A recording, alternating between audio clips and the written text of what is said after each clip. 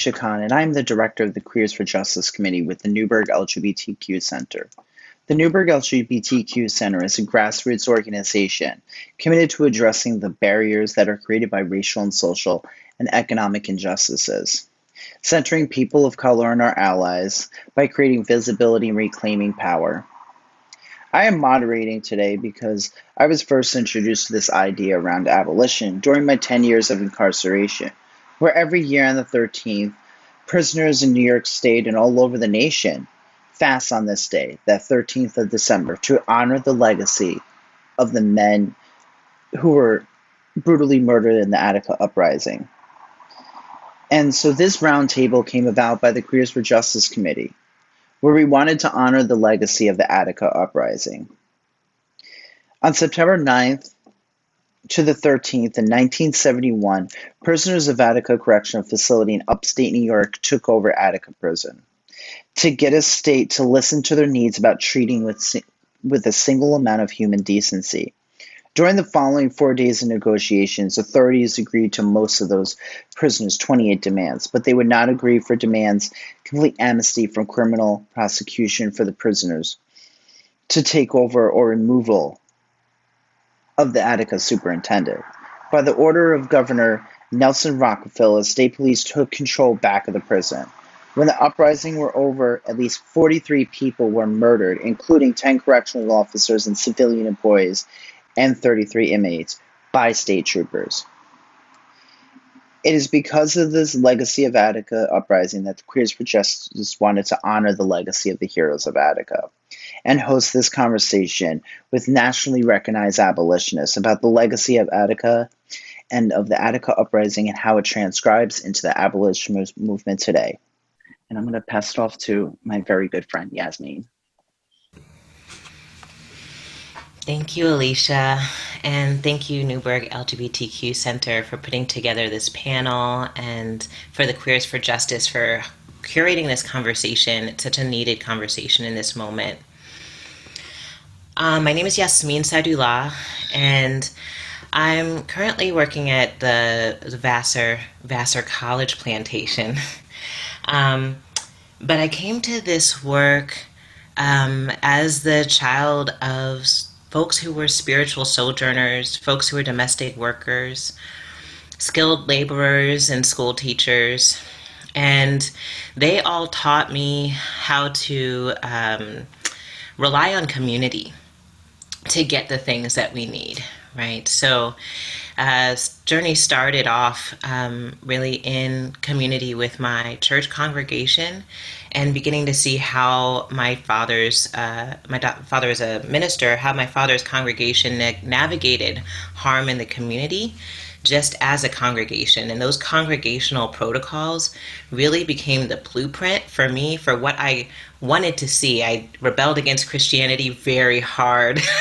I was not going to feel comfortable there as my home base. But I did take with me the protocols of taking care of each other, of having that kind of higher calling that makes it possible for you to work across differences, work through conflict, and really come together even in the most trying of moments.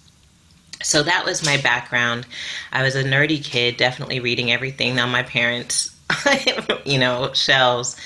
And the two biggest influences for my dad's library was a book about Buddhism and a book by Nietzsche.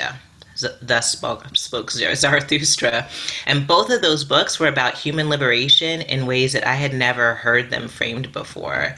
And that really started my journey in a lot of ways intellectually, because the journey to abolition for me has really been about my own freedom, a search for my own freedom, and encountering the parts of the world that reflect back to me the limits to my own freedom. And that was really catalyzed in terms of prison abolition when I was a freshman in college, and decided that I was going to bring my love for poetry to women in prison, through a program called Space in Prison for Arts and Creative Expression. It was a really kind of new period of time for me. I was probably 20, 19 years old. I'd never been inside a prison before, and we were just as surveyed, and we were, surveyed just upon entry, and just feeling that kind of cold, brutal, naked force of the state. Just even to come inside to do poetry with the women was a rude awakening. The treatment of the correction officers towards us was a rude awakening. I had no idea how brutalizing just the conversation was between the rapport between the correction officers and the women. And then there was the conversation with the women, and we did incredible.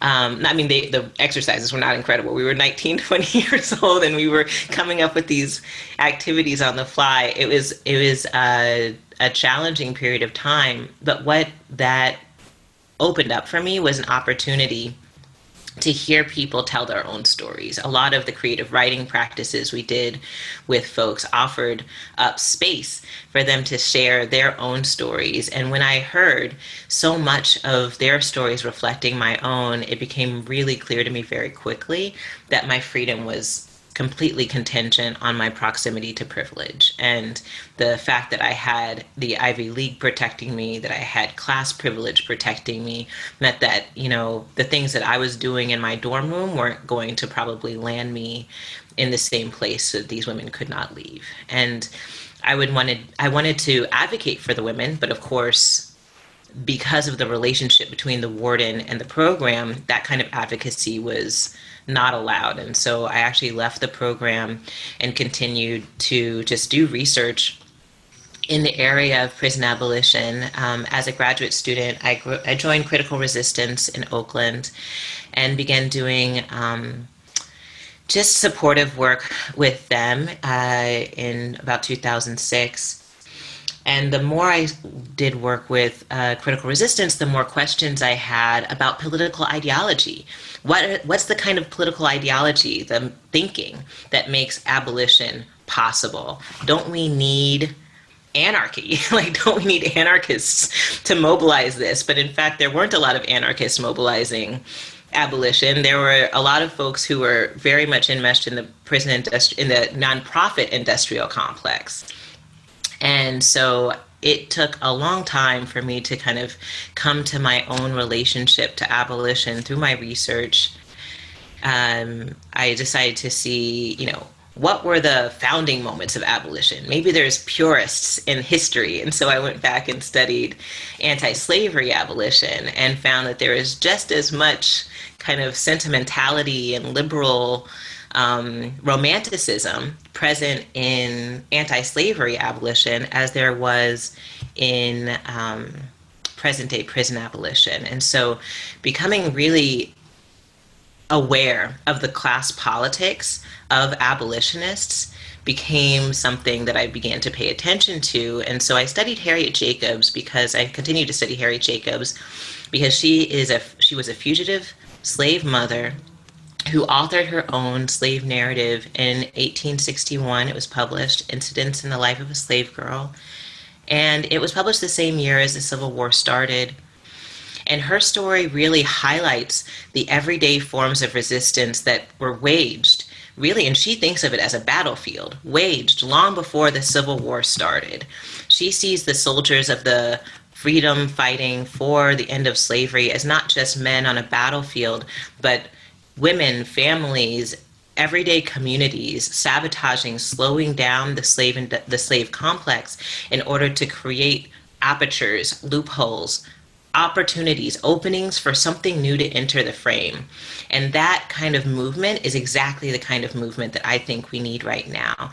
It's very, very hard to have a totalizing shift of a political ideology that sees that prisons are necessary for public safety. But one of the things that I've been really thinking with and mobilizing into our organizing here in Poughkeepsie and through my pedagogy is how do we find loopholes in the hold of carceral logics on our imagination of freedom in order to create something new, in order to put something new into the water and seed something other than what we can see see something other than we can see. So that's really the kind of work that I've been doing with my classes. And this summer we were able to actually hold congregation in Poughkeepsie, space, a not sectarian, non-sectarian space, non-secular, secular space, where people could come together between rally and march to turn towards each other and begin having those kind of intramural conversations about how we rely on each other instead of the police for safety. What are the things that we already have in place? And those conversations have created a larger congregation of people that we're going to continue to mobilize through to the lead up to the election.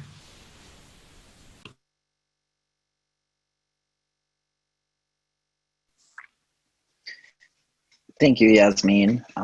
As always, it was so enlightening for you to hear. And now I'd like to hear from Vanessa. Vanessa, what brings you to continued spaces of Abolitionist Table? I'm so honored to be in this space with you, another space with you, and I'm so glad to build relationship with you. So, Vanessa, what brings you here to like this abolitionist movement continue to move towards abolition? Hello, everyone. Peace, Black love. You asked me, first of all, and I was shocked. I don't think that sometimes feel like I should be part of any panels. When you're activists and you're out in the streets and you're doing the work, the limelight is a little weird. I came to Prison Abolitionist, and it was a journey. I ran a rape crisis program in Orange County for 5 years. And when you're in that kind of arena, you basically, your journey, what you want is for the perpetrators to go to prison and jail. Let's be real clear. I was clear about that. I was staunched about that. This is what should happen to them. And as I became more involved in Black liberation, and by the way, I met Angela Davis back in Rockland County, way back when I was a little girl, by the way. She actually came to Rockland County and spoke. She was brought there by my grandma. So Angela Davis has always been a hero of mine, but I wasn't a prison abolitionist as a kid. I wasn't a prison abolitionist running rape crisis. Came to the journey when I began doing domestic violence work with men who are mandated, who have abused their intimate partner. And my journey became that as I'm seeing so many Black men and Latinx men come into my class, I was like concerned about why are so many of my folks in the system. And what I found out is that a lot of the Black men, especially from Newburgh, had, part of rites of passage in Newburgh is for those young brothers to go do a prison stint. And I'm talking to young brothers whose feet didn't even touch the ground and swing. And so I realized that there is something wrong when all these young brothers in here can tell me that I did 3 years, and way younger than my children, could be my children, could be my grandchildren. And I said, there is a system here that I understood prisons. I wanted to be a prison warden one time in my life. And when I went to Rikers, that cured me of everything, because Rikers is a slave ship. So, but I still wasn't totally against, and working with these brothers in the domestic violence program for men for so many years and getting to know them, getting to know parts of Newburgh that are just devastated where they live and knowing their families and having connections because I go to a bar. I realized that listening to their stories of treatment, I realized this institution is inhumane. And that was something, and I've had family. I've had family in prison. I've driven to Raybook prison all the way up in Plattsburgh, I think it is. And part of my childhood was a normal thing to go and visit family members that are in prison. That was like part of normalization for me. So my journey was never to abolish, because it was so normal to go and visit relatives that it was like, this is what we do. It's another home. So, part of it is, and then I became more and more enmeshed in it when I got involved with BLM and what abolishment really meant. Because I was doing it, well, some people should go to prison, but not others. And so I was doing a some people thing. And then I started really realizing on my journey that it can't be a some prison thing. It has to be a whole prison. It has to be a whole abolishment of prison. It has to be liberation for marginalized folks in this country. And you can't get there by a prison system. You can't get there by a jail system. You can't get there by locking up total communities of folks in devastating communities. And I realized that tied into that was poverty. Tied into that was no hope in a community. Tied into that is survival. Tied into that is drug charges and seeing communities devastated by losing folks who we need in our communities. And this is men and women, because as I was a foster care worker years ago, the devastation of taking children and children's moms and putting moms away, and 6 children in foster care languishing. So I knew this system was wrong. And my journey came about as I began to do more work with BLM, more work in Hudson Valley, more work, with Ray and the folks from the Newburgh Center. So I realized that the lack of humanity, I've read so many books of people in prison, the lack of humanity, I got a little epiphany and was like, we must abolish these systems. We must abolish these systems. Even when those of us in BLM want cops held accountable. I've thought about different ways on how to hold cops accountable, and the prison is not the system for that. The prison, we have to look more at restorative justice. What can these folks who kill us do in our communities to rectify and rebuild our communities? Like, I don't give a shit. A cop can build a house from ground up. I'm good with it. I don't care if it takes his ass 10 years. He can build that house. And it's giving back to the community. Put a kid through college. I'm real clear that there are alternatives to locking people up. And you can't be a humane society. You can't be a humane society if you're locking away people. You're locking away people in systems where COs, the administration, there's nobody being held accountable. We die in prison every day and nobody's being held accountable. That system maintains a system of enslavement. It maintains a system of surveillance, control, and power. So it's been a journey for me, but it's been I would say, what side would you be on? It's always been a right side journey for me. I'm on the right side of this. I'm on the right side when I say we have to stop locking up human beings. I could even say stop locking up animals, but I'm real clear that at this point we need to stop locking up human beings. So I'm honored to be asked to be here, but I still be like, what do I need to do? What's my role?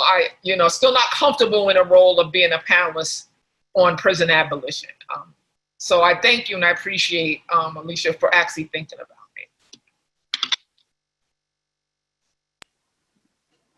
Thank you, Vanessa. Once again, it is so great to be in community with you. Next, I want to hear from Decourcy. So I live in New York and I had a power outage, right? And so I couldn't do any work, right? Everything is on Zoom. So I called, my good friend Ray and Jasmine, and I was like, hey, can I go hang out in your backyard and use your Wi-Fi all day? Because I can't deal with this. It was summer, it was hot. And so we had this conversation about this roundtable. We had these wonderful conversations.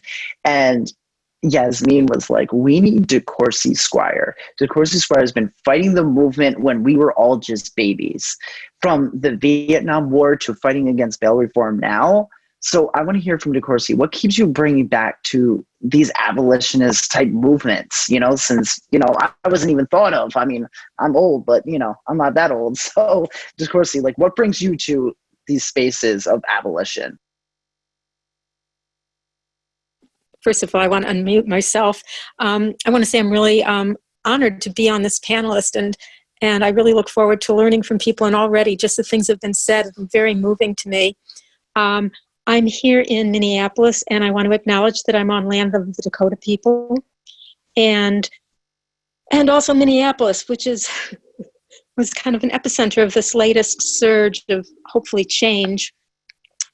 And I also want to honor my mother because of her support and encouragement at an early age. I kind of ended up in this movement. Back in 1959, when I was in 4th grade, I was reading one of the pieces of literature that my mother would always get, and this was from Kohn, and it was about the sit-ins and about the freedom rides. And I said, I want to do that. And my mother said, you are way too young.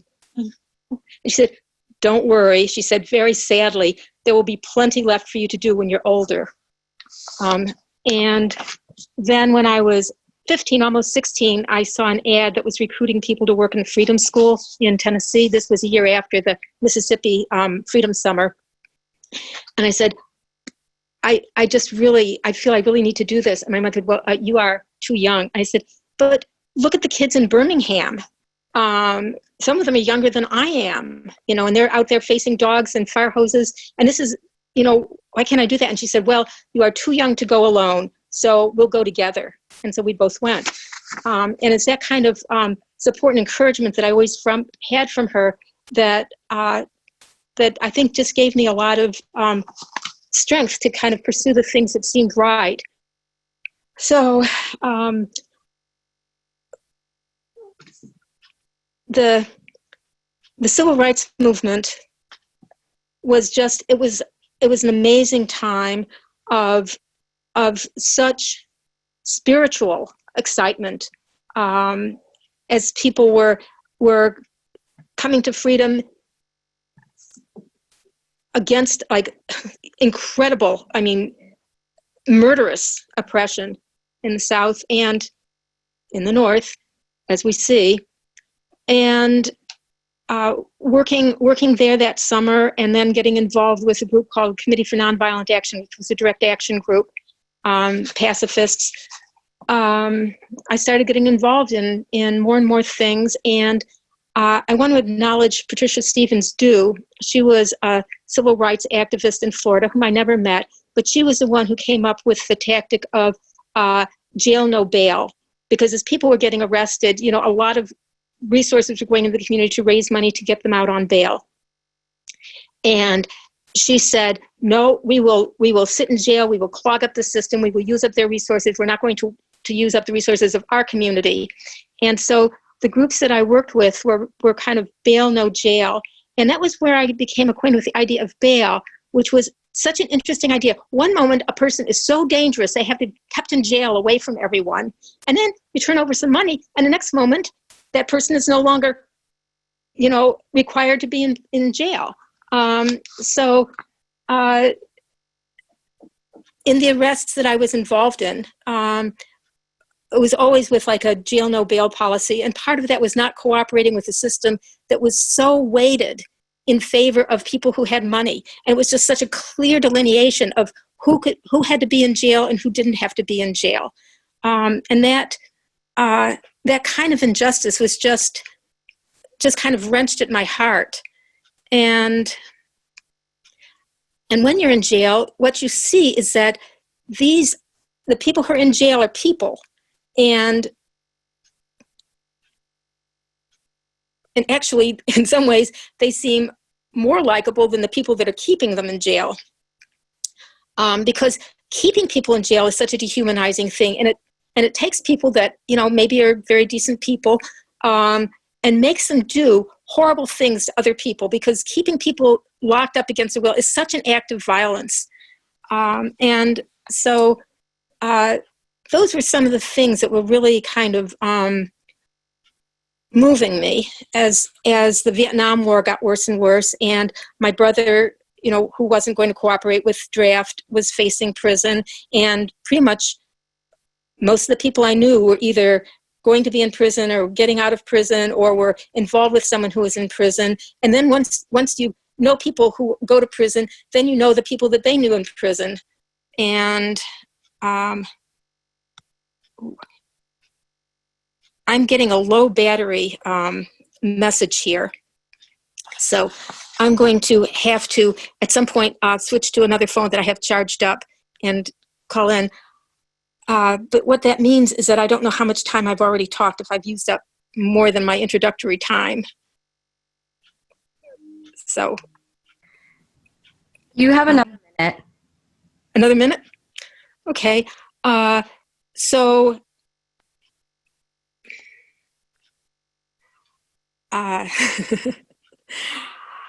I've been really excited after having been involved in the prison abolition movement back in the 70s, when it then kind of deteriorated into prison moratorium, let's not build any more of them, and then kind of that whole idea went away, to see the resurgence of this idea that prisons are not the way to do things, and abolishing the police, and thinking of a new way of how do we keep each other safe and secure. And partly by making sure that people have what they need for themselves and their family, and that when people have problems that we deal with them as other human beings instead of as the enemy to be locked away or to be killed. And that continues to excite me and motivate me. The idea that we can see each other face to face and recognize our essential humanness. So I'm going to sign off this phone and see if my other phone will get the Zoom invitation. So thank you. Thank you, Decourcy. It's always a pleasure to learn from an elder, always about the movement, because, you know, I'm just coming into this. I'm just, you know, getting my feet wet in this abolitionist movement. Next, I want to ask David, the Deputy Director of Black and Pink. I remember being incarcerated, and one of my friends, my fellow sister on the inside, handed me a Black and Pink magazine and reading it. And it was amazing. I immediately I borrowed the stamp to write Black and Pink and was like, send me more newsletters. And I got a holiday card right around the holiday times. And just knowing that there's people on the outside who are like, awesome, like, you know, just all their names, like I didn't even know them, but it just felt so special to get a holiday card because that was the only holiday cards I would ever get that year. And then I got a chance to meet David in like real life, the Deputy Director of Black and Pink, and that's always been something that is amazing what Black and Pink does. And I think about it all the time, and I'm like, wow, like I'm in the same space with Black and Pink that had such an impactful person to make me literally survive my 10 years to hear from Black and Pink, those newsletters, those holiday cards, I got a birthday card too. Like it was amazing.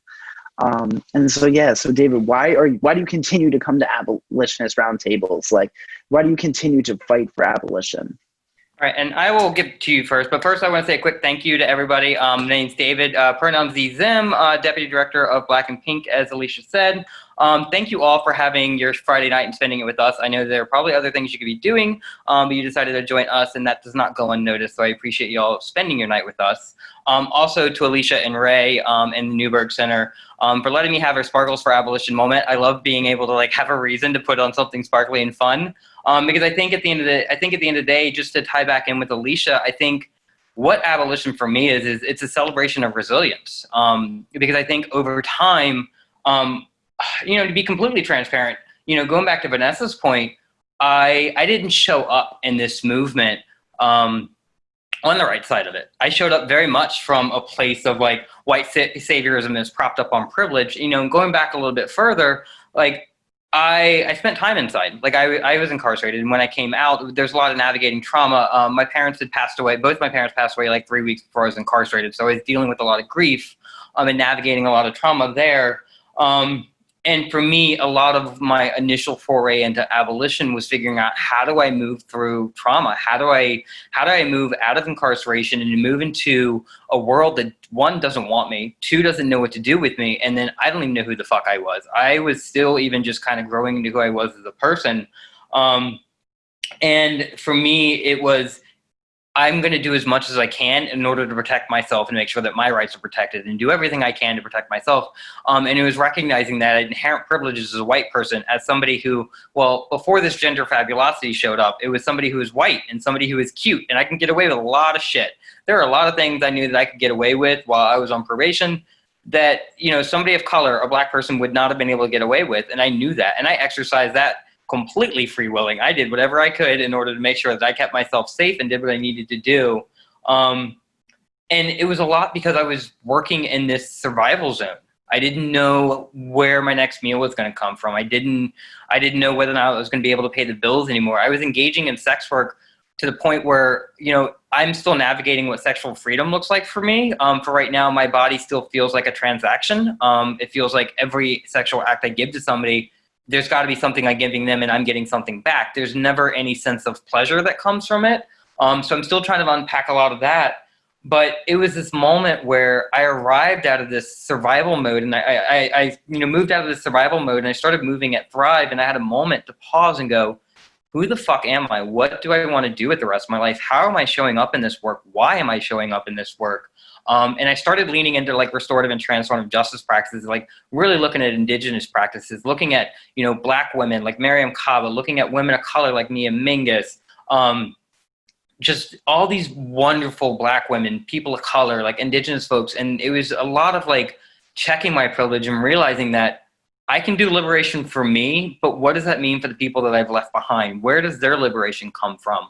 And I think that's why why my work at Black and Pink is working so well, is because it's allowing me to take a step back and go, how do we arrive at this vision of collective liberation and what really matters? Because at the end of the day, it's people that matter. It's the relationships to ourselves. It's the relationship to other people that matter. It's not necessarily the work, because I can tell you that if it was just about the work, I wouldn't show up for this at all. This work is exhausting. This work burns me out. And I know that this whole year with COVID and with everything happening with all the riots and, the quote unquote great white awakening, the fact that it took riots and, a global pandemic for people to wake the fuck up and realizing that there's racism in their back. Where the hell have you been? Like, where have you been? What are you doing? And I think it's just been a very traumatic year this year. And I think that's why this conversation tonight is so pivotal, is because it's allowing us to take a step back, look at where we came from, tie it into where we're at now, and then dream bigger, move towards that vision. Because I know that one of the things that I do at Black and Pink is I'm working on building this restorative and transformative model, because we are a 501c3. So that means inherently we're part of the system. I get it. But also, how do we be a part of the system where we can also dismantle the fucking system from the inside out? What are the ways that we can build up restorative and transformative models on the inside that look like spaces of healing for us? Because I didn't have these spaces of healing when I was coming out. I think Black and Pink had just started when I was coming out. So there wasn't any support or affirming care. And I think that's the moment we're arriving at now, is realizing that we need to be a little bit more affirming. Well, no, not a little bit. We need to be a lot more affirming. We need to be a lot more supportive. Stop doing this call out bullshit. Do some more call-ins, and realize at the end of the day, we're all humans trying to figure out who the fuck we are and how we fit in this world. And I think that's where I'm at with collective liberation. I mean, it's an ever-evolving process.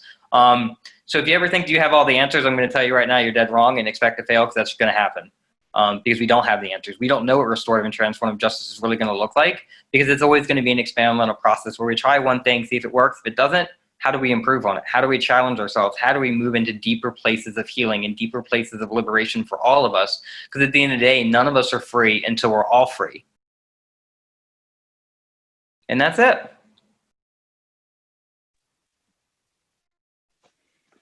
Thank you, David. It's always good to be in community with you. It's so great to have you here.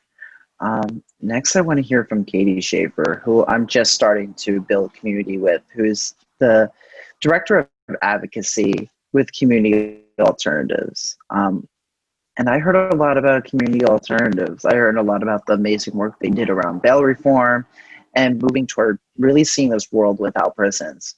So, Katie, what brings you here to this panel, and why do you continue to show up in spaces of abolition? Thanks, Alisha. Thanks, Ray. Thanks, everybody, for being here tonight. I'm really been moved by everything people have said but so far, so thank you all. I grew up in New York City, and Amadou Diallo was murdered by the NYPD when I was 10. He was a Black immigrant man who was shot by the NYPD 42 times. And I was just old enough that it was the sort of first time that had fully trickled into my consciousness. And I didn't grow up in a family who told you that cops were your friends. And I didn't grow up in a family where relatives of mine were cops. But there was also sort of very clearly no fear of the police, of state violence. And it was the sort of first time as a young person that I had been clear about the ways that state violence and state safety are not equitably distributed, and that the sort of NYPD were there to protect property, and they were there to protect wealth, and they were there to protect white communities. But this was not sort of when we talk, or at least when the police talk about public safety, that they're very clearly not talking about safety for everyone, and that there needs to be a reclaiming of what we mean when we talk about safety. I went into prison for the first time doing education work. I had gotten hired by the City University of New York to run college and prison programs. And the folks inside really, really ran these programs and were doing incredible organizing. There was a Lifers and Long-Termers Association in the prison where we had our college program that really launched a lot of the parole justice work in New York State. They organized a conference every year, and there was a huge amount of visioning that was happening there from people asking the most basic question of, how do I get free? How do I get free with the people around me? It was also sort of one of the places where I think a lot of people fall down in the reimagining conversation is around questions of violence, that people want to say, well, if somebody's convicted of a non-violent drug offense, right, just the phrase that gets used around this, right, sort of, yeah, they maybe shouldn't be in a cage, but sort of other people, they should be in cages. And it is a sort of horrifying thing that people sort of take in such a blasé way. One of the people that I worked with was in prison because when he was 16, he had shot another 16-year-old in the face. And the only question that our system asks is, did he do it? That was the only question. And I want to live in a world that asks a whole lot of other questions about what was going on for both of these young people, about what are the ways we actually support them, that are invested in people's healing and people's thriving. Prison does not meet the needs of anyone. I really appreciated Vanessa talking about the work that she did with survivors of sexual violence, that police and prosecutors like to sort of trot out survivors when they will endorse carceral solutions, when they will endorse more policing, more jailing, more prison, and will adamantly reject the voices of survivors who say otherwise, which are plenty of people, because our carceral system doesn't get you an apology, doesn't get you accountability, doesn't get you repair. It doesn't get you any kind of commitment that that person is going to transform. When people transform in prison, they transform in spite of prison, not because of it. And so when we look towards what it really means to build safety, to build systems of repair, there is sort of nothing to be found in caging people. And so that is the work that I want to do, to dismantle those cages and to build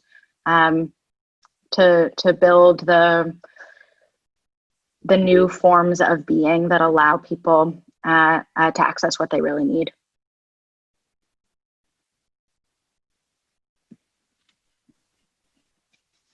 Thank you, Katie.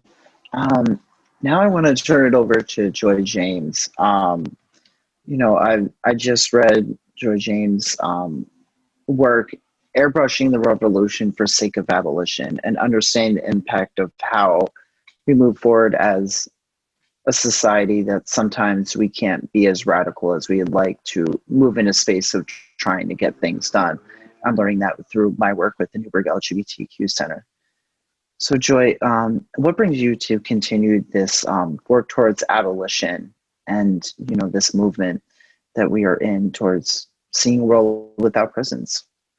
Yeah, thanks, Alisha. So I want to thank everybody on the panel. It's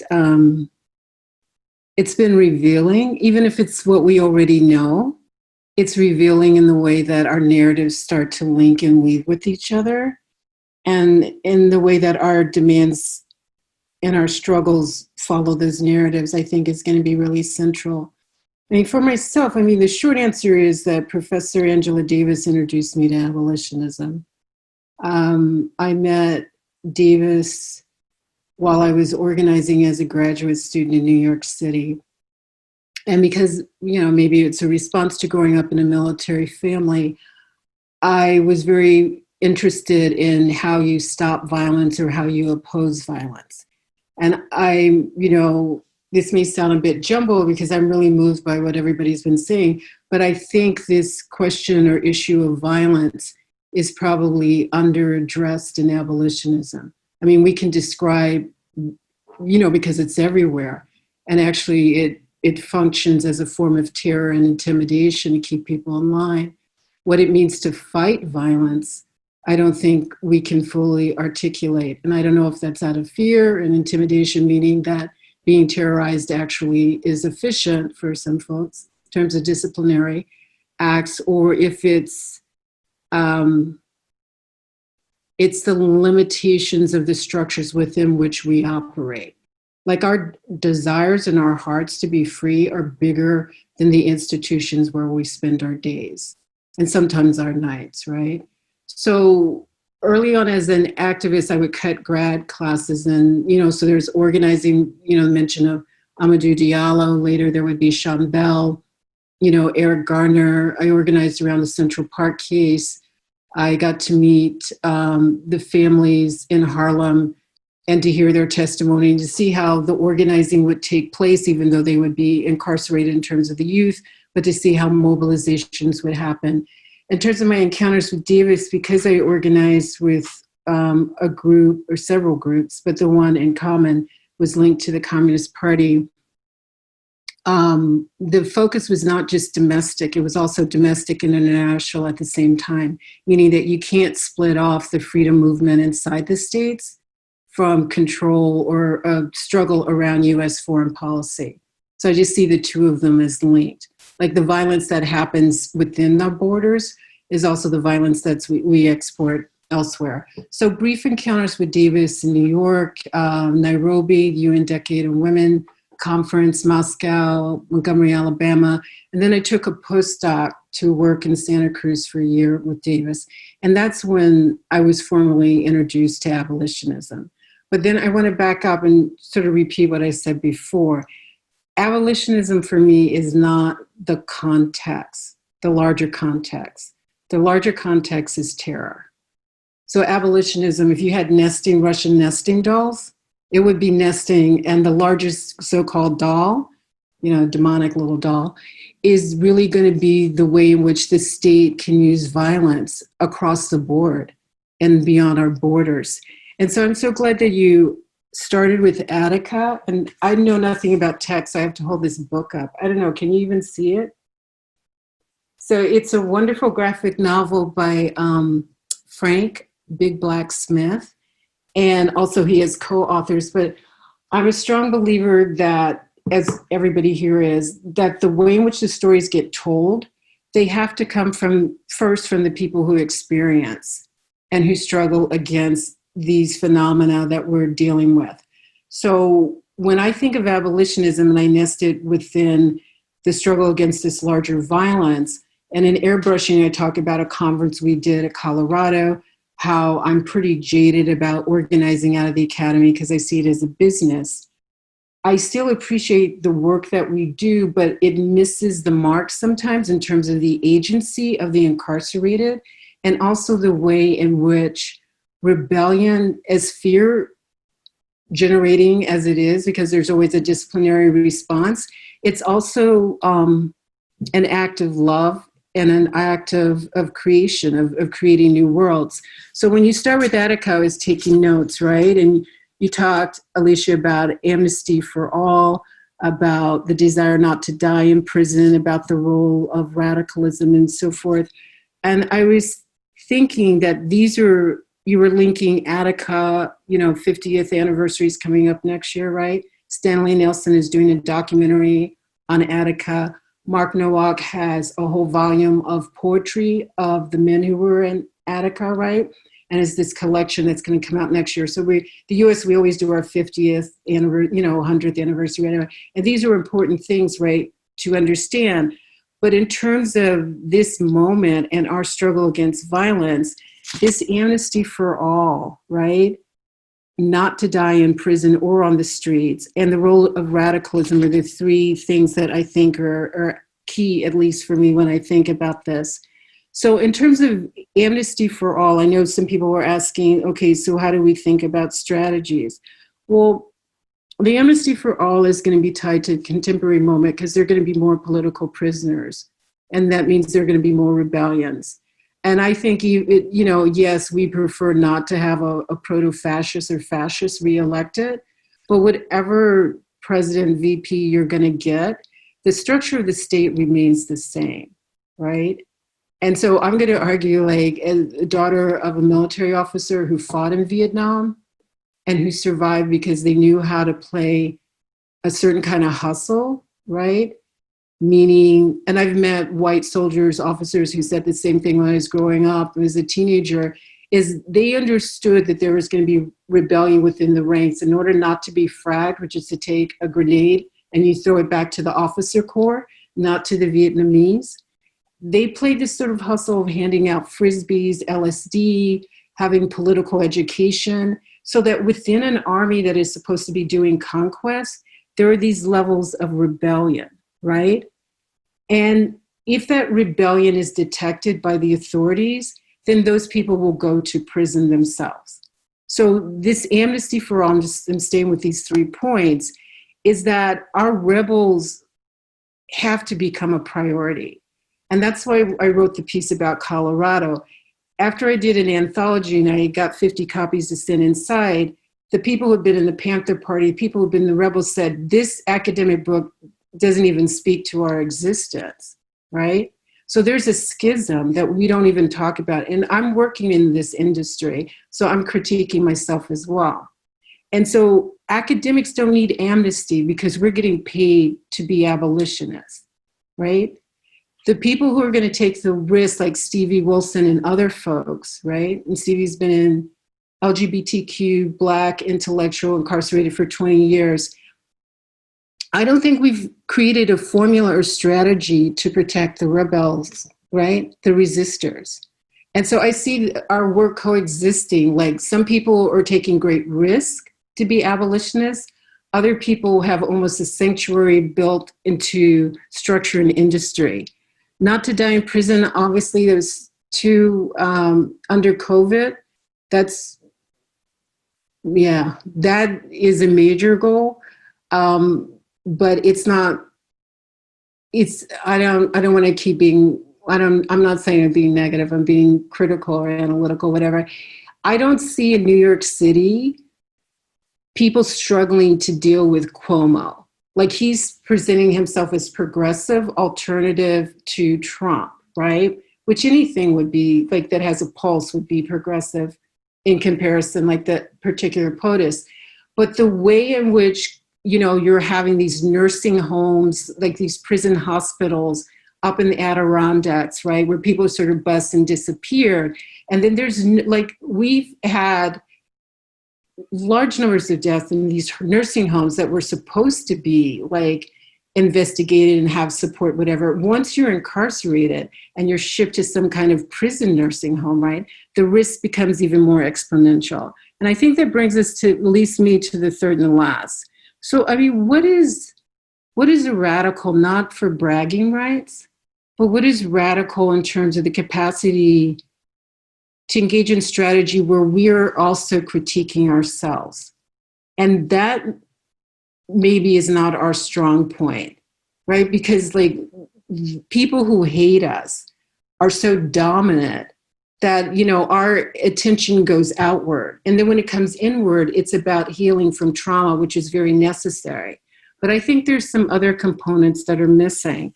And I'll close with some of the stuff that I've been thinking about in terms of those components. I see 4 sectors, and it's almost cyclical. I mean, the captive maternal was me trying to figure out, while I was trying to be an abolitionist in academia, why I was constantly being disciplined. Like, by the first Black president of Ivy University, by other academics who thought I wasn't, walking the line, or, saying the right things, et cetera, et cetera. And I kind of came up with this thought that the captive maternal is somebody who's a caretaker, but they stabilize structure at the same time. So we can say that we're all radical abolitionists, but the way we function, right, is to stabilize these structures, and then we're going to win within structure.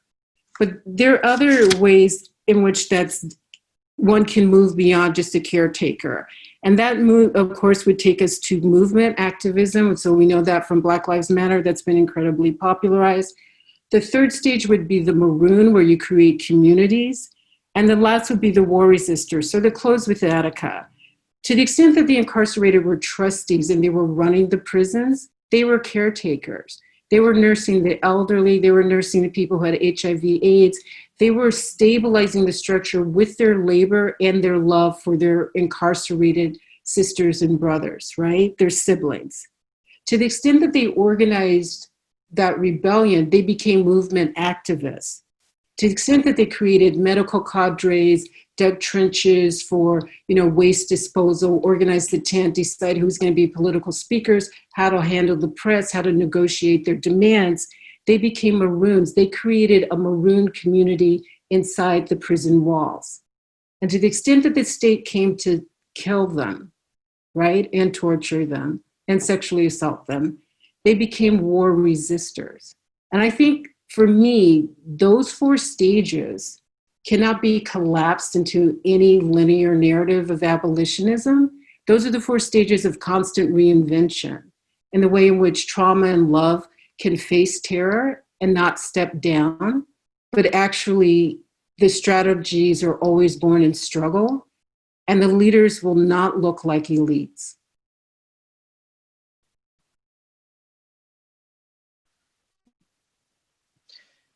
Thank you, Joy. Yeah, so we're gonna. I have some questions for these panelists based on a lot of what we heard. And I want to propose this first question to David and the other panelists. You can jump in as well. In thinking about the legacy of Attica, how does the struggle for queer liberation and prison abolition contribute to the broader vision of a collective liberation? And you talked a little bit about that during your introduction. So can you expand on that, please? Yeah, I can. So I think also it requires dialing back a little bit for me to, talk a little bit about kind of what I think the legacy of Attica is, because I think the most obvious part of that legacy is our collective demand for justice, where we think that those who are considered the quote unquote least among us usually are the ones who have the least amount of access, the least amount of access to privilege, to resources. And we're talking about trans women of color. We're talking about people of color. We're talking about, we're talking about queer folk. We're talking about all these people, and they're the ones who are usually the most criminalized. And it's this, and it's always this battle for what should be inherent, which is their dignity and their equity. And without Attica, I'm not even sure that the Stonewall Uprising would have happened. I don't think the legacy of Stonewall would have happened the way it did either, because Frank was a huge mentor for Miss Major. Miss Major, as we all know, was just one of our founding mothers of the queer rights movement, and she was kind of mentored and politicized by that. And I think that the legacy of Attica is also wrapped up in trans and queer liberation. And I use trans prior to using queer because trans should always come first. That's the one thing that always gets dropped in the trans and queer movement, is trans people always mentioned last when they should be mentioned first, because they're the ones that are throwing the first bricks. They're the ones who are always moving us forward. They're the ones who have been demanding this since the start. When you look at Sylvia and Marcia, they were the ones who started the first organization for youth by engaging in sex work. This is the thing that gets lost into history all the time, is that we are failing to center the voices of the people most impacted. And I think that is part of the legacy of Attica. I think the other piece too is looking at how the punishments have ratcheted up in the last 50 years. Just the criminalization piece of it. Even as we look this year with COVID, I've got some people inside in Missouri where somebody had gotten tested for COVID and they're supposed to be quarantining. We're 7 days in the quarantine and they've already forgotten what those restrictions look like. They're having people at mess eating together, shoulder to shoulder, as opposed to being in their cell. And I think these are the pieces that need to be a part of that collective liberation is thinking those people who we seem to forget are still trapped inside, the ones who we are not centering. And I think that's the piece of collective liberation is who needs to be at the table and how do we get them there? What kind of privilege and access and what kind of resources do we provide those people? And I think when we're thinking about Attica, that's exactly what we need to do is start figuring out. And it's not even bringing the table because I think the table's all shot to hell anyway. So I think we just need to dismantle the table and build our own and start inviting the people that we need at that table in the first place. But that's another conversation for another day. But I think it's that collective liberation that all of us are bound up in this. All of our liberations are bound up together. I just want to piggyback on that, David. The idea of all of us are none, all of our liberations are bound up with each other, really destroys the binaries of individualism that are so sedimented in our culture. And I think that's another thing that the presence and leadership of trans and queer folks of color in this movement has done is put front and center the direct exposure to the idea that operating around binaries, organizing ourselves around binaries isn't going to get us where we need to go. One of the biggest binaries that organizes our understanding of freedom in this country is this binary of between freedom and captivity that makes us think that those of us who are free are not captive and those of us who are captive are not free. And that binary does a lot of work to reinscribe reliance on policing and prisons to keep us safe. If there is anything that we need right now, it's to release that binary from our thinking and understand the ways, like I was just saying before, in my own coming of age with abolition, was noticing that my freedom was actually connected to other people's lack of freedom, which actually makes my freedom not free. I'm not free to protest. I'm not free to resist. I'm not free to do any of those things without putting myself in a position of danger of being unfree myself, right? And that's really how they control the boundaries of the binary, is by making sure that those of us who have so-called freedom, who are not locked up, right, are so afraid of being locked up that we don't align, we don't put ourselves in solidarity with those most vulnerable. And one of the things that Joy James was saying really resonated with some work that I was doing in the queer Black Buddhist spaces that I'm a part of with Radical Dharma, which really is about protecting our profits.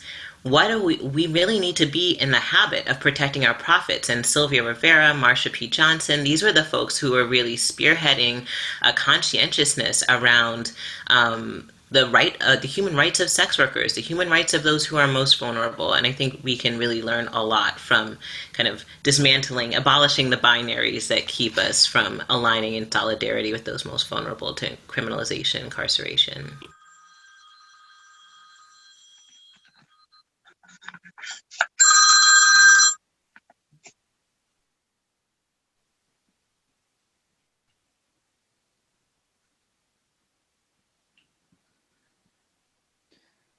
All right. Thank you.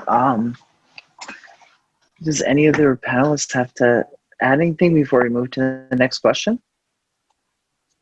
This is Joy again. I just want to ask you a question. Is that okay? What are your thoughts on what do we do with violence? I mean, I know, the desire is to abolish the police, and in whatever fashions we can do that to minimize their impact. But the police are, as we all know, an expression of organized violence. So I just wonder, having talked to people in other countries, and also, during the Contra era, gone to Latin America and seen, people machete, by US funded Contras, is democratizing violence off the table? I mean, what is the definition of community defense as part of our strategy, or do we not do that? Because I just want to be clear, I grew up on military bases, right? Folks are not going to be converted to being humane. Not everybody wants to be humane. Some people want to be predators. And so, in the context of that space, right, where I've mentioned before, like I go to a church where we have a cross of Black trans women who've been murdered, and they're sitting in between alabaster white angels, and we pray about that. Yeah, but okay, so what is community defense? Or is this something that's not on the table to be spoken? Oh, and like, I'm not saying we have to go into details, but what is the concept of defense paired with the concept of healing from trauma and also dealing with the aspirations of abolitionism?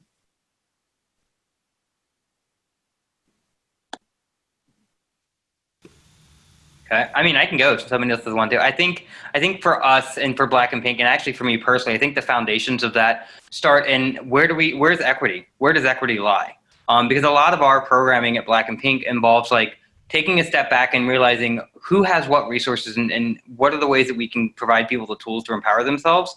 Because I think that's the one thing that seems to get forgotten a lot is looking at like basic access to healthcare, access to employment, access to, just anything they need in order to get their day going. But I think when we're talking about, that defense piece, it's getting people to understand that they have that power within themselves to provide the defense they need, and then working to help them figure out what that looks like and what are those boundaries and what are those limits. This is something that we've been talking about a lot. Cancel, critique, shame, not sufficient for accountability, right? So how do we actually deal with harm in our communities in real time? And Ray and I, Ray's my partner, and Ray and I were just reading Kohn, Zora Neale Hurston's narrative of the last Black cargo. It's the last man to have survived the Middle Passage.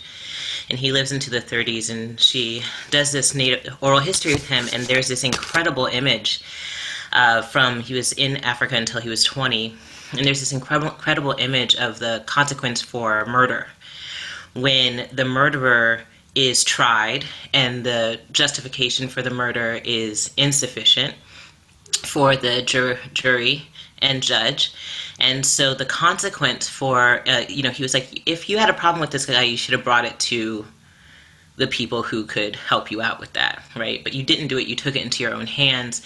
So the consequence was that he was bound shoulder to shoulder, toe to toe with the man that he had killed until the stench of the decomposing corpse killed him. And the community watched. It was an incredible scene.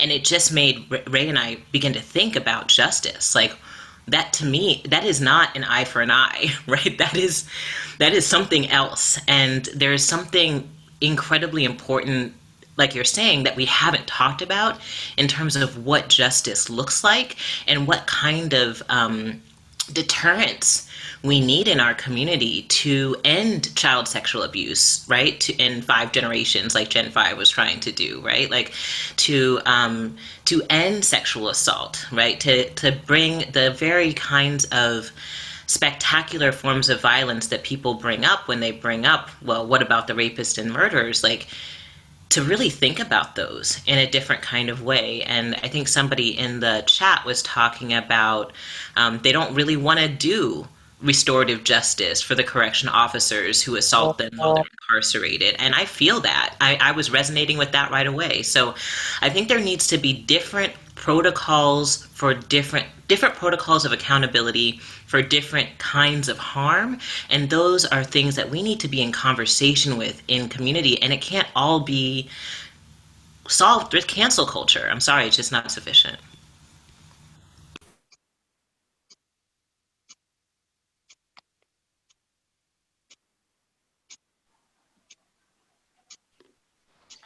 I think Hi, Vanessa.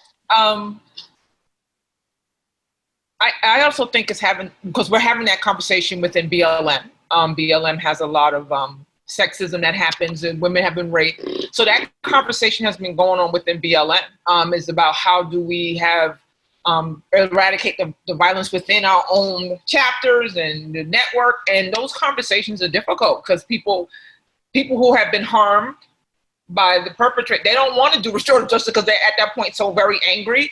And it's a very difficult conversation to have. I'm real clear about it. Like, kick them out and kick them out and is, drawn in quarter. No, just kick them out, and then we have to. And if they want to really be the best Black person they could be to women, then we need to have those conversations. But it definitely has been very difficult because the men are very defensive, angry, putting it back on the victim. So the victim seduced me.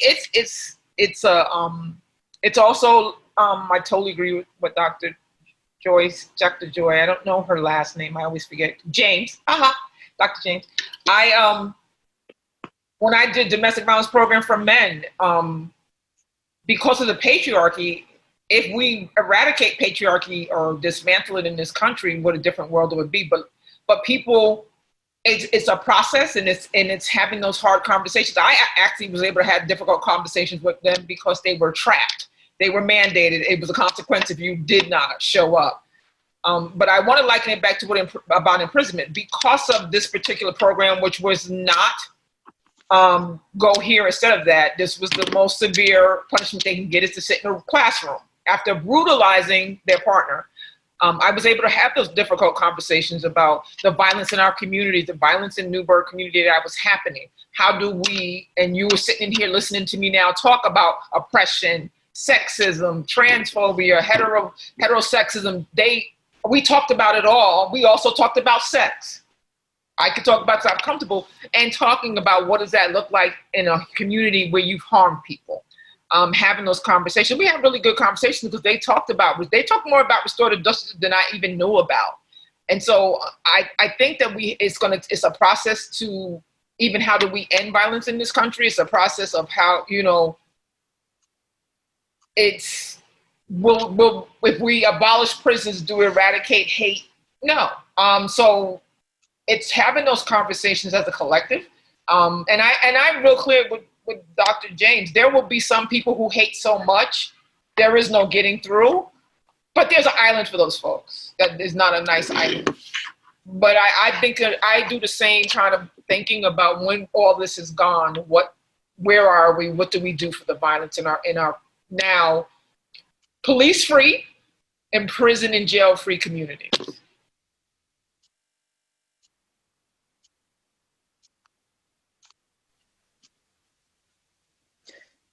Thank you, everyone. So one of our audience members have a question, and they just asked it to all the panelists. What are some ways that people passively or unconsciously support systems of incarceration, and how can we prevent those behaviors?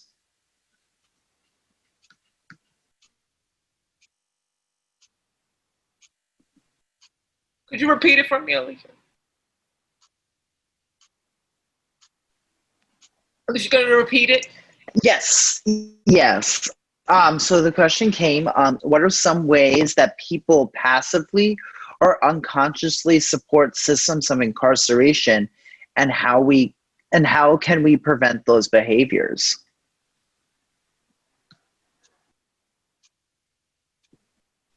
I think one of the big ways that people, and I don't even know if it's consciously or if it's unconsciously, but I think one of it is this setting up these ideas that somehow some crimes deserve, like there's almost this deserving aspect of some people deserve to be in prison. And I think that's one thing, because I'm thinking here about the non-nons, where the people who are nonviolent, non-sexual offenses and things like that.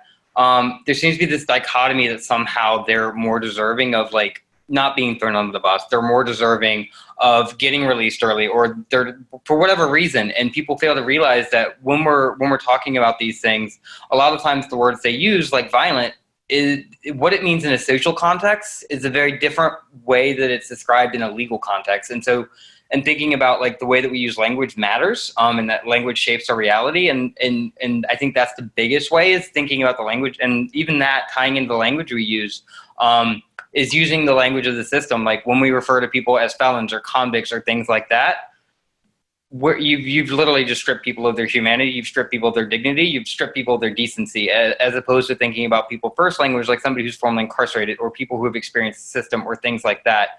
Because now you've decided that they are never going to have a shot to be anything than the person you have in your head. And they may, and the other piece of this too is, we know who is criminalized. We know who is punished from the get-go. And a lot of times it's not because it's something they've done, but because it's something they've been perceived to do.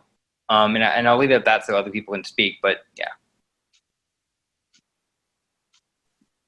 I can add something here.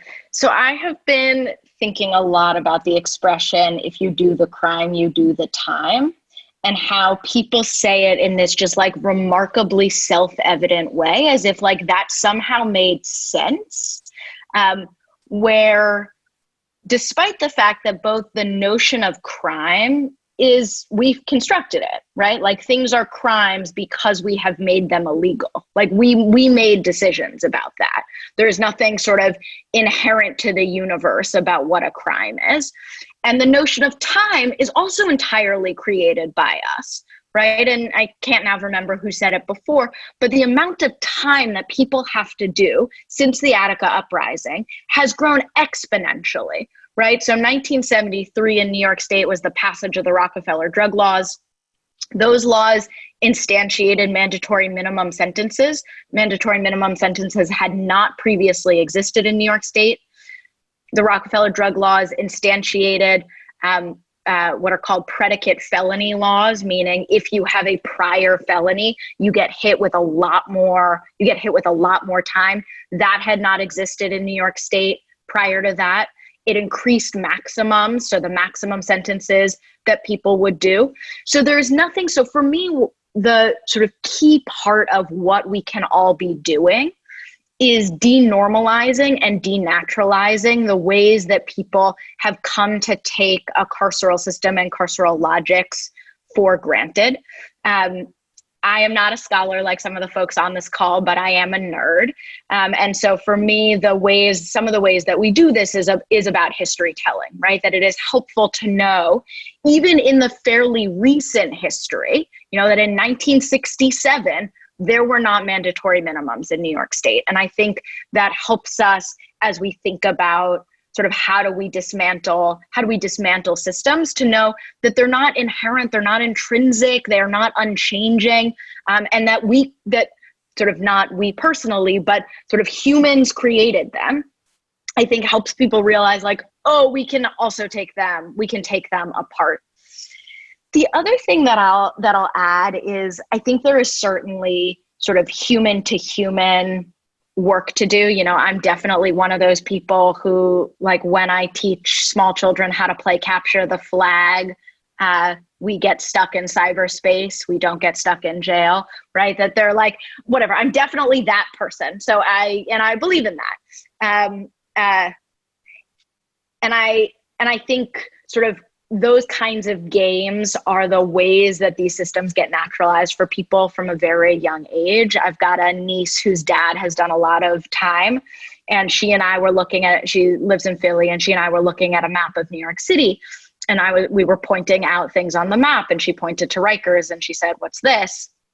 I said, "That's Rikers Island. It's where the really big jail in New York City is." And she said, "Jails, that's where they put bad people," right? That this notion that bad people are in jail is so deep that this child who loves her dad and who knows that her father has spent time in prison, that connection was so instant. And so I think all of that unlearning and all of the ways that we can help each other unlearn that is really important. I also am a real believer that as we are trying to do the really hard work of changing people's understandings of these systems, that we should be trying to get people free right now. And it is why I do legislative work. And there's some ways in which legislative work is fundamentally reformist, right? I don't think, we're not going to pass a law that ends prisons. But it is also a way, in a structural way, that we can get a lot of people free. And it is contingent on all of our other organizing strategies, our power building strategies, our direct action strategies. We don't get transformative legislation passed without those strategies. Alisha mentioned bail reform. There have been sort of huge attacks on the bail reform legislation that was passed in 2019, and there were some rollbacks to the legislation in response to the mobilizing of the police and the district attorneys. But despite those setbacks, there are nearly 40% fewer people in jail right now than there were in 2019. That is, I sort of like still kind of lose my breath about that. That is each year, tens of thousands, potentially hundreds of thousands of people who are not locked up on bail they cannot afford because of legislation that we collectively built the power across New York State to get passed. And so I think while we are doing the work with ourselves and with young people to say there is nothing normal and there's nothing okay about these systems, we also really need to be fighting for those kinds of changes that can get people free now. I wanted to go back and address the point about how do we deal with those who do wrong against other people too, because that's the kind of thing that people stumble on when they try to think of what would we do without the police, what would we do without prisons, and there have been various small projects, and outside of the context of big social change, they will always be small projects, but things like restorative justice where the perpetrator and the victim, so-called, meet face to face. And I think that it's important for people who feel they've been victimized to realize that the perpetrator is not just the one act, that we are all more than our worst act. And that realization, I think, helps a perpetrator know that she or he is more than the worst thing they ever done and is being seen as a whole person, and that the two of them together, sometimes with a mediator, can work out ways to restore balance between them. And I mean, those are kind of very small things, but I think they are part of a model for a future that would have a much larger social context. And I think the other thing is that, and especially, I'm speaking especially like for people of privilege, that we have to understand that this notion that we deserve to be safe is a notion of privilege, that there is actually no one is guaranteed safety. And safety, on the other hand, danger falls very disproportionately, just as everything else does, on people who have less money, people of color, and that the people of privilege need to let go of our feeling that we have a right to safety. Until everyone is safe, no one has an absolute right to safety. And so we need to put ourselves out, maybe not recklessly into danger, but maybe into danger, but to take those risks of being places where acts of violence may be occurring, to stand between that. And I think that in the end, I do think we have to recognize that no one is all their worst action, and that everyone does have a potential for redemption. I'm not a Christian, but Jesus had a very interesting approach to property theft, which is if someone, wants to steal your coat, give them your other one too, give them both. Give people more than what they're demanding, if they're feel they're in such need. And that has its limits, obviously. But I think these are all things that, as we think about what kind of world we want to live in, are worth reflecting on. Yeah, this is Joy. I totally agree that we have to get rid of the cages. It's a form of torture, and it's just dehumanizing. It's like climate devastation, right? We're devastating humanity. I still have a question, it's a real question, about people whose function is to devastate. They're not members of our communities. They're paid employees of the state. They're not seeking reconciliation because they have a job to humiliate and dominate. And I'm wondering, and everybody's doing great work, right? But I'm wondering, and these are the way my brain is compartmentalized, from our caretaking to our movements, Is marronage a possibility? And what does it look like to be a war resistor? Because whether or not we want it, the white supremacists have already decided, the homophobes had already decided, the misogynists have already decided it's war, right? And so abolitionism exists within the context of war if people are waging war against us. And that, I don't, we won't figure it out anytime soon, but I just want, for me, that's my charge, is just to be mindful and to be grateful for everything that people have contributed, including this panel.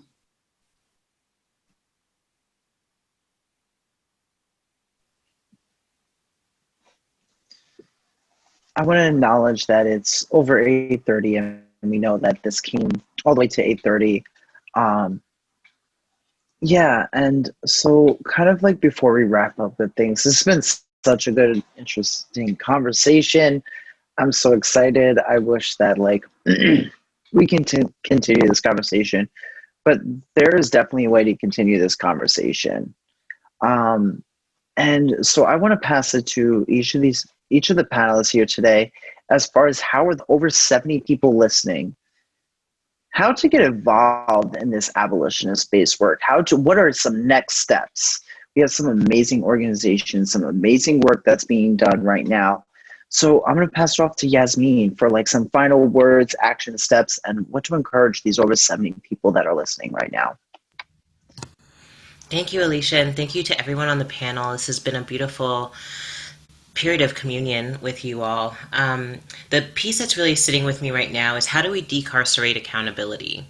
And I'm really interested in how we do that on a micro scale, in addition to how we do that on a macro scale. Because if we don't know how to practice it with each other, we're certainly not going to know how to practice it en masse against the forces of the state. And so beginning to find ways to move through conflict and to move across differences and still hold each other accountable for harms, for missteps, for ignorance, the whole gamut of things. But how do we do that in a way that isn't punitive or shame-based? How do we do that in ways that are actually practiced around interconnectivity and interdependence? So for me, my practice, my meditation and yoga practices are really central to beginning to heal the schisms within myself so that I can be more compassionate and generous when I'm confronted with harm in my interpersonal and community spaces. So doing that kind of work to kind of decarcerate our own relationship to accountability, I think can really transform from the inside out the way that we hold people accountable for harm.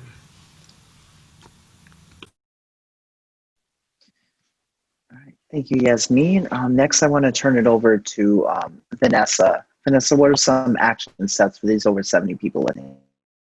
Hi, I'm the CEO and co-founder of Call Blackline. It is actually a hotline, crisis line for really specifically for Black, Indigenous, and people of color, queer, gender non-conforming, kick the binary down folks. It is live. It has been live for a few years, and we talk to folks about anything. You can call and say, I stubbed my toe. You can call and say, and we specialize also in taking information and data for police, negative police, vigilante, and consumer contact. When you're kicked out of a store, that's something we take into account because I don't know how many of y'all, but when you ask to leave a store, it's quite humiliating when you're shopping and you're legit. So we get a lot of those calls. So since COVID and uprising, we get a lot of calls from folks who need just about anything and need to talk about just about anything. We are not your typical hotline that says you can't keep calling. We only give you 10 minutes. That's not how we do. We are having community with so many folks, and I'm really ecstatic that we get a lot of Black men, queer men who call, and men don't usually call hotlines to seek out any mental wellness health. So you can get involved. I think Ray dropped the website in there. Check it out. Give me a call. I mean, you can email me, or if you need, you can ask Ray for my phone number when we're off of here. But that is how me and my volunteers are working towards dealing with folks who are in jails, prisons, etc. Just everyday Black folk life is what we talk about. Thank you, Vanessa. And Decourcy, what are some action steps for you if you want to let all the people that are listening? Well, I think one resource that's very valuable has been Black Visions Collective. They have been working on imagining what an alternative to police would be, and how to take some steps towards that. So I would really recommend them as an important resource.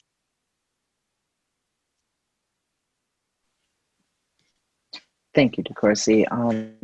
David, what are some action steps for you that you want to let everyone know about?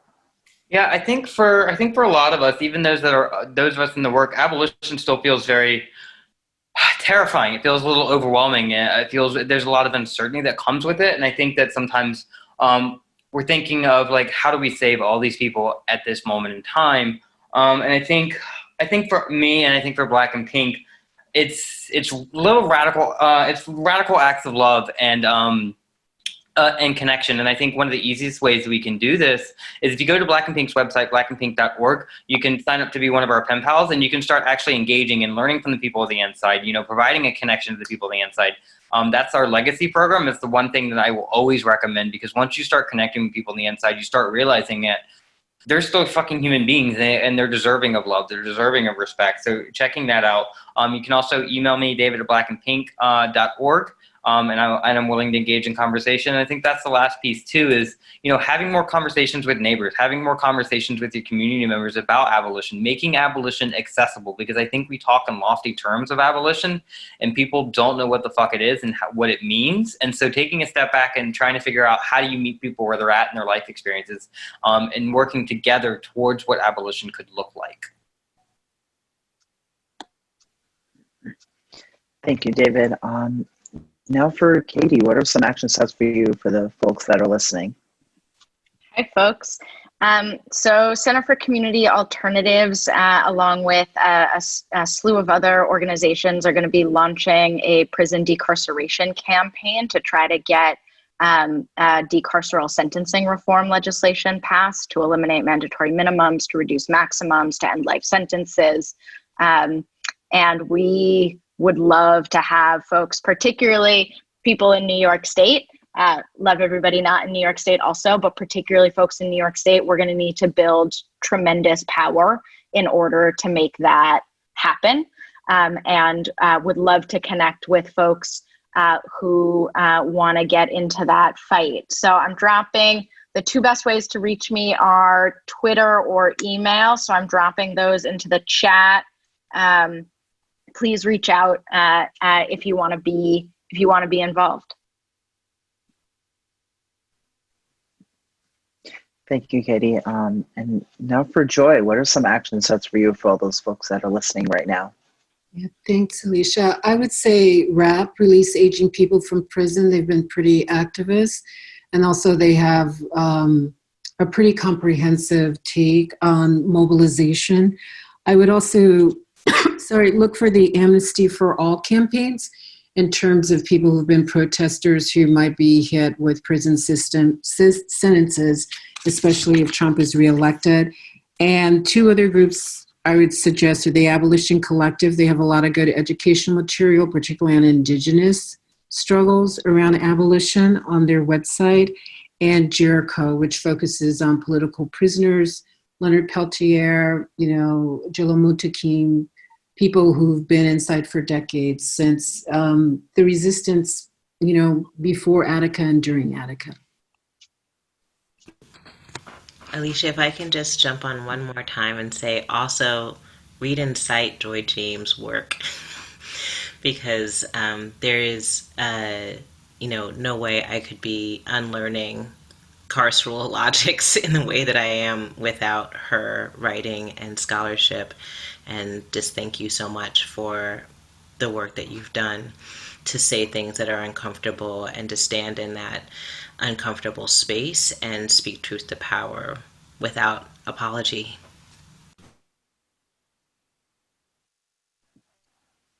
Yes, thank you. And one last thing, I want to turn it over to my executive director, my friend, my confidant, my mentor, I want to turn it over to Ray, because none of this would have been possible if it really wasn't for Ray.